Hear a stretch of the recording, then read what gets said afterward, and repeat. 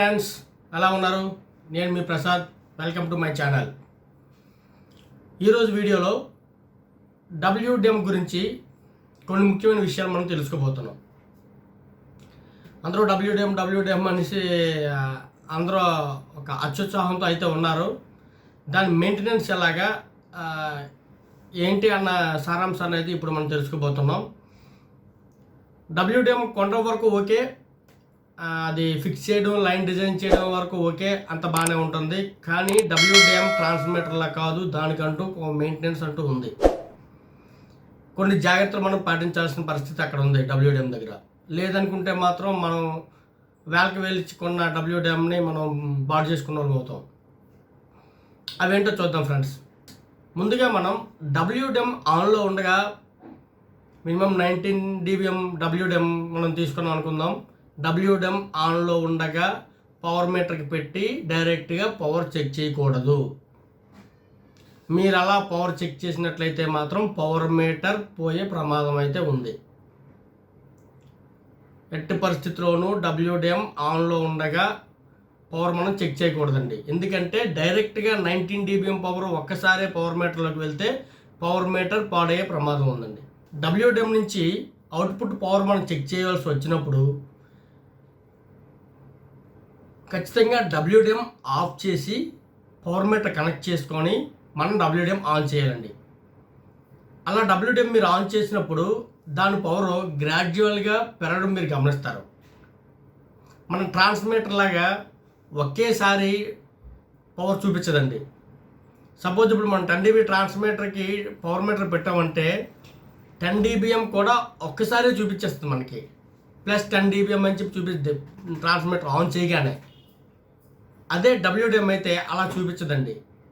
+5 +6 +8 +9 10 అలా అలా అలా రేజ్ అయ్యి ప్లస్ 19 dBm దగ్గర 19.5 dBm దగ్గర ఆగుతుంది అనమాట.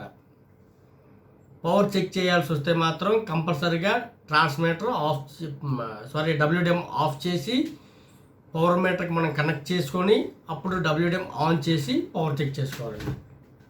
లేదనుకుంటే దానికి కీ ఇస్తాడు, ఆ కీ ఆపేసుకున్నా సరిపోతుంది. ఆ కీ ఆపేస్తే లేజర్ ఆగిపోతుంది. అప్పుడు మనం పవర్ మీటర్కి పెట్టుకొని కీ ఆన్ చేసుకున్నా సరిపోతుంది. WDM పూర్తిగా ఆపాల్సిన అవసరం అయితే లేదండి. అలాగే WDMకి మనం లైన్ డిజైనింగ్ చేస్తాం కదండి. మనం లైన్ డిజైనింగ్ మనం ఎలా చేయాలో మనం చూసాం కదా. అదే 5 నిమిషాల్లో FTTH డిజైనింగ్ ఎలా అనే వీడియో ఒకటి ఉంది, మీరు చూసే ఉంటారు. లేదంటే పైన ఐకార్డ్స్లో వదిలేస్తున్న ఆ వీడియో ఒకసారి మీరు గమనించండి లైన్ డిజైనింగ్ గురించి. ఆ లైన్ డిజైనింగ్లో ఫస్ట్ 2 4 కప్లర్లు వేస్తామండి. ఫస్ట్ ఒక 4 కప్లర్, దాని తర్వాత ఇంకో 4 కప్లర్, తర్వాత 8 కప్లర్లు వేస్తాం మనం. మీరు ఫస్ట్ 4 కప్లర్ తర్వాత వర్క్ చేసినట్లయితే WDM ఆన్లో ఉంచుకొని మీరు వర్క్ చేసుకోవచ్చు, నో ప్రాబ్లం. అదే 4 కప్లర్ ముందు మీరు వర్క్ చేయాలి అనుకుంటే మాత్రం కంపల్సరీగా WDMని అయితే మాత్రం ఆఫ్ చేయాలండి.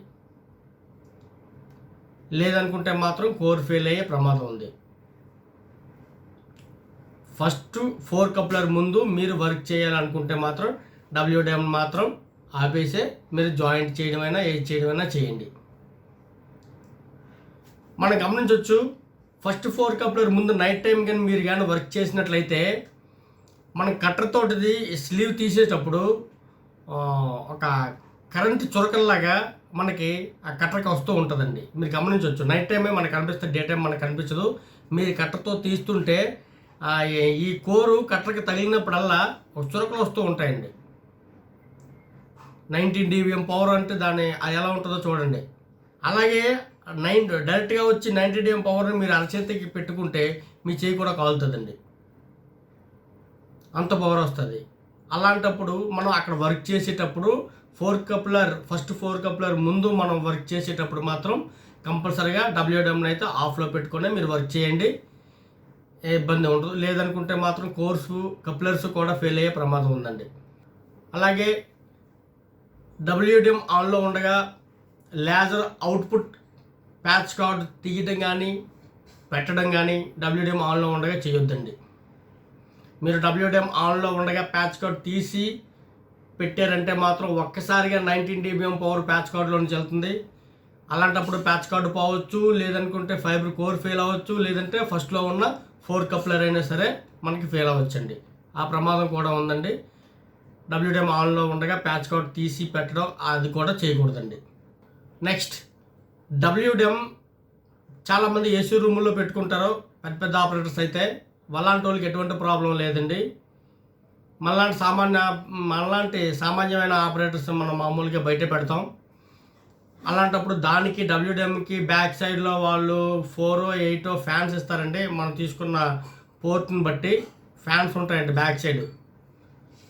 ఆ ఫ్యాన్స్ ఎప్పుడు కూడా రన్నింగ్లో ఉండాలండి. ఎప్పుడైనా సరే ఆ ఫ్యాన్స్ ఆగిపోయినట్టు మీరు గమనించినట్లయితే ఇమీడియట్గా మీరే ఒక ఫ్యాన్ పెట్టండి. సీలింగ్ ఫ్యాన్, టేబుల్ ఫ్యాన్ పెట్టండి. లేదనుకుంటే ఆ WDMకి ఉన్న ఫ్యాన్స్ అయినా సరే మీరు రిపేర్ చేయించాలండి. లేదనుకుంటే మాత్రం ఇన్ని వేలు ఇచ్చి కొన్న WDM పాడైపోయే ప్రమాదం ఉంది. ఆ ఫ్యాన్స్ WDMని కూల్ చేస్తాయండి. అలాంటప్పుడు ఆ ఫ్యాన్స్ ఆగిపోయాయనుకో WDM హీట్ ఎక్కి పాడైపోయే ప్రమాదం ఉంది. కాబట్టి ఆ ఫ్యాన్ను కూడా మనం తరచూ గమనిస్తూ ఉండాలండి. మీరు WDM కొనేటప్పుడు +19 dBm కంటే ఎక్కువ dB వచ్చే WDM కొనడానికి మ్యాక్సిమం అయితే ఆలోచించొద్దండి. ఎందుకంటే 19 dBm ప్రమాదం కోర్లకైతే.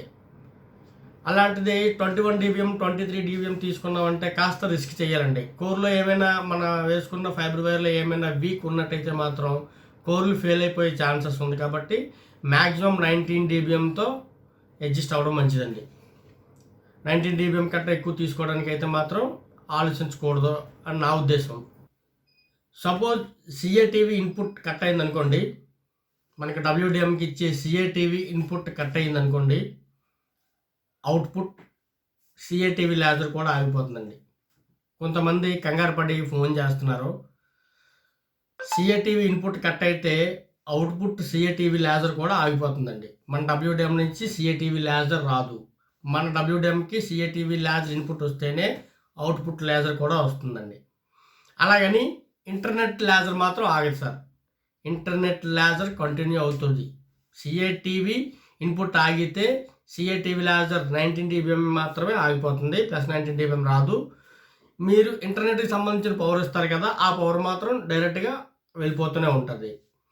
ఒకవేళ మీరు WDM పూర్తిగా ఆఫ్ చేసినా సరే CATV పవర్ మాత్రమే ఆగుతుంది. ఇంటర్నెట్ పవర్ మాత్రం లైన్లోకి వెళ్ళిపోతూనే ఉంటుందండి. ఒకవేళ WDM పూర్తిగా ఆఫ్ చేసినా సరే CATV మాత్రమే ఆగుతుందండి.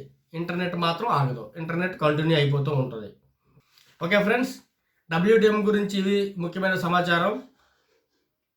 ఇవి కాస్త మెయింటెనెన్స్ అనమాట. WDM లేటెస్ట్ టెక్నాలజీ కాబట్టి నాకు తెలిసినంత వరకు కాస్త మెయింటెనెన్స్ ఈ విధంగా చేయాలన్న విషయాన్ని అయితే మీకు తెలియజేశాను. దీనిపై ఎటువంటి సందేహాలు ఉన్నా కామెంట్ సెక్షన్లో తెలియజేయండి. ఓకే ఫ్రెండ్స్, మా ఛానల్ లైక్ చేయండి, షేర్ చేయండి, సబ్స్క్రైబ్ చేయండి. చాలా మంది ఫ్రెండ్స్ అయితే వీడియో అయితే చూసేస్తున్నారు తప్ప మన లైక్ చేయట్లేదు, సబ్స్క్రైబ్ కూడా చేయట్లేదు. కాస్త సబ్స్క్రైబ్ చేయండి, అలాగే లైక్ కూడా చేయండి. ఎందుకంటే నాకు ఒక రకమైన సపోర్ట్ ఉంటుంది. నాకు కూడా ఇంకా వీడియోస్ చేయాలన్న కుతూహలం పెరుగుతూ ఉంటుంది మీరు చేసే లైక్ల వల్ల, సబ్స్క్రైబర్స్ వల్ల. Okay friends, bye.